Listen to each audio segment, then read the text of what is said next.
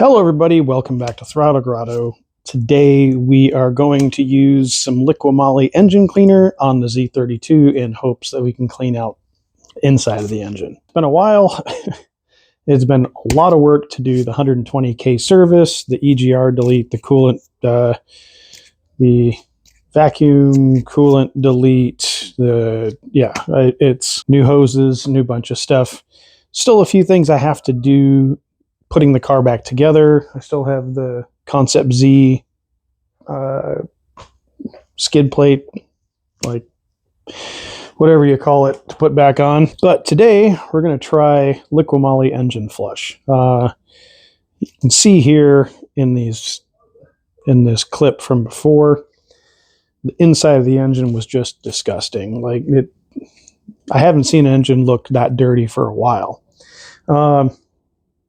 So I bought this. It's not free. It's not sponsored by Liqui Moly. But I picked this stuff up.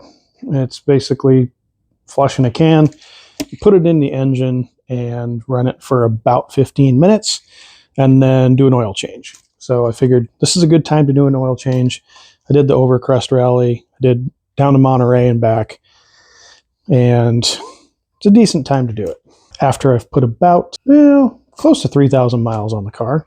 So a little bit earlier than normal, but not bad. So first thing we're going to do is I've got two glass jars. We're going to take one and drain some oil into it, just a little bit, so we can get like a before and after sample. So we can compare how the oil looks before and after. Ideally, after using the engine flush, it should be considerably dirtier. If the engine's not dirtier, or if the oil's not dirtier at all, then what are we even doing here? The Garage Nemesis 2 glass jars, hoping I don't break either of these, because that would suck. So first thing we're going to do is going to drain just a little bit of oil into the jar. All right, this could either go very well or very poorly, depending on how this goes. We'll see how the rest of it's going to go. So I'm just going to try to drain a little bit of oil out of pan. But I have a secondary pan down here just in case.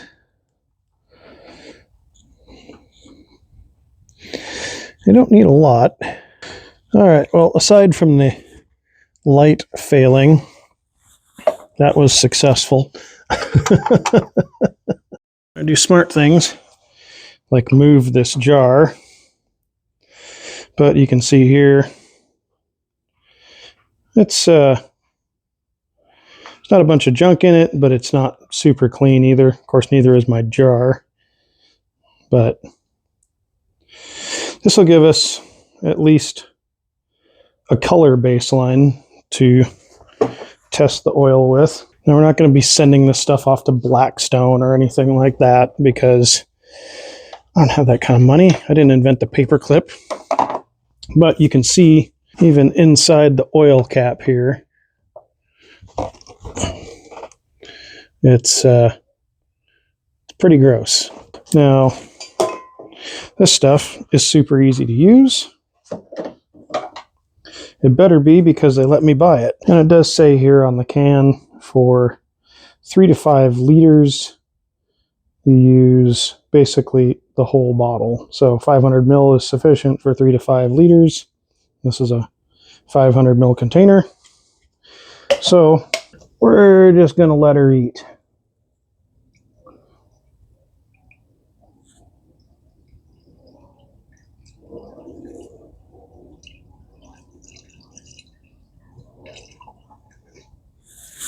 And then, of course, mop up the stuff that I spilled because I didn't use a funnel. After adding the product, allow idle 10 to 15 minutes, and that's really it. And then we just do an oil change. So let's start this guy up. I'm going to run this for 15 minutes, and then we'll be back.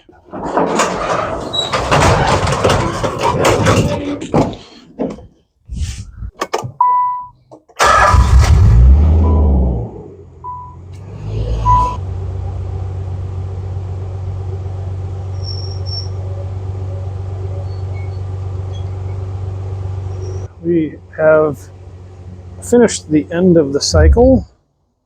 Shut the car off. Now, let's go drain some significantly warmer oil and see how it looks. All right, I've got a jar ready to go because I don't trust what's in this pan. This pan is pretty nasty inside. So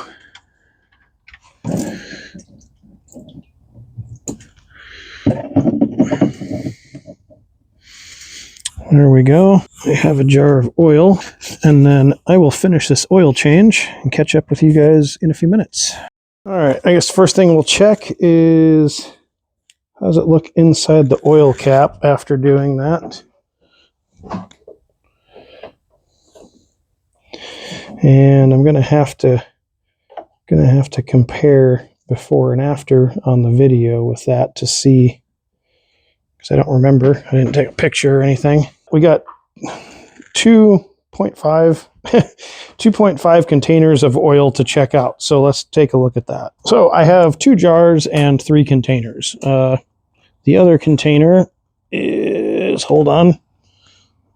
is the oil filter. So we're also going to check it against what is in the filter, because it's reasonable to assume that maybe a bunch of this stuff got caught in the filter. I have high-tech science here. So we're just going to use the wine method here to look at the color of our containers here. And I know we're not really equal here, but this is the before container. And I'm trying to figure out how the best way to light this. So the before container, you can see the oil is dark, I guess. I don't know. I'm not. And if we compare that to, it really kind of seems about the same. I don't see a huge difference. Let me see if I can make this a little easier to see. More science. So if I compare, I'm going to roll that up the side of the container. You can see there, see the color of the oil there. And you can see the color of the oil there. It is, I guess I would say it is a little bit darker.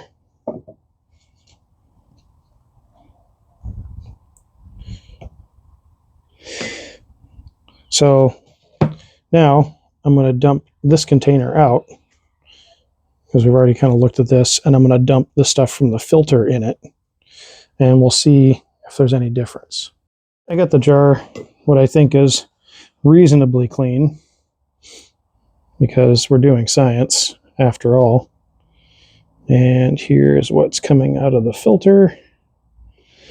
I'll let that sit for just a minute or two. So, how does our filtered oil look?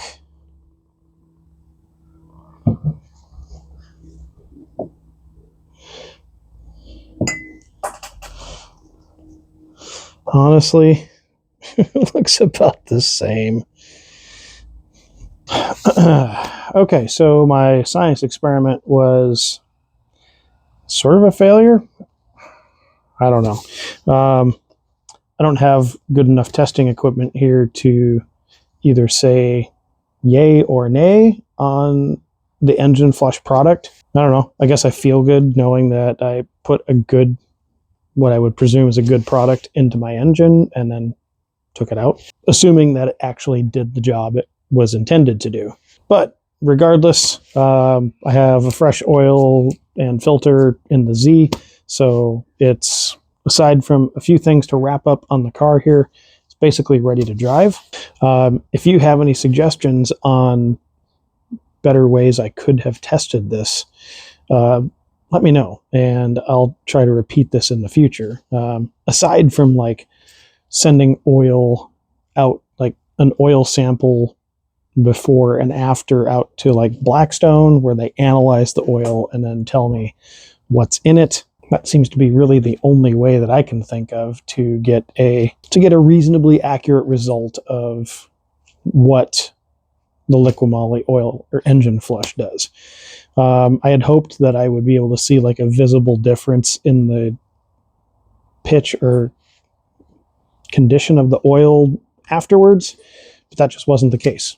So I'll leave the video saying my testing is terrible. Like, testing by my ichrometer is not the way to test these things, apparently. I need to have better ways to test this stuff to figure out if products are good or not. Definitely not a dig on the product, but certainly a dig on the YouTuber that decided to test it this way. That's all the time I have for today. Thank you for watching Throttle Grotto. Click like, subscribe, all that. Until next time, get out there and work on something.